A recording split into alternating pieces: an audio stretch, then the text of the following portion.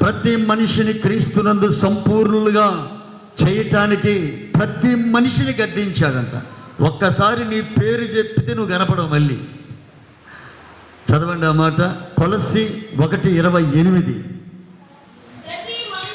ఇది ఒక్కొక్కడినా ప్రతి ఒక్కడినా ప్రతి మనిషిని క్రీస్తు నందు సంపూర్ణునిగా చేసి ఆయన ఎదుట నిలబెట్టాలి అంటే సమస్త విధములైన దైవ జ్ఞానముతో.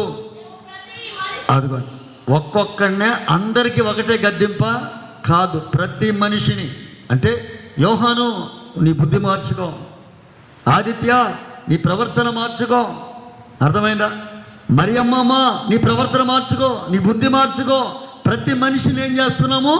గద్దించి బుద్ధి చెప్పి సరిచేసి ప్రతి మనిషికి బోధిస్తున్నాము.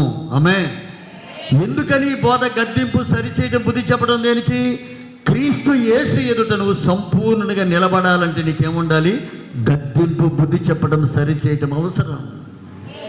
అందుకని ఏ సంఘములైతే నీకు గద్దింపు ఉంటుందో, ఏ సంఘం అయితే నేను సరిచేస్తుందో, ఏ సంఘములో అయితే బుద్ధి చెప్తారో ఆ సంఘములో ఉన్నటువంటి ఉపదేశాలను నీవు గుర్తుపట్టగలుగుకోవాలి. ఆమె గద్దిస్తే రారని, అది చెప్తే రారని, ఇది చెప్తే రారని అటువంటి బోధలు ఉండకూడదు. దేవుడు ఎలా ఇల్లు కట్టుకోమన్నాడో అలాగే సంఘాన్ని సేవకుడు కట్టాలా. ఆమె హల్లెలూయా.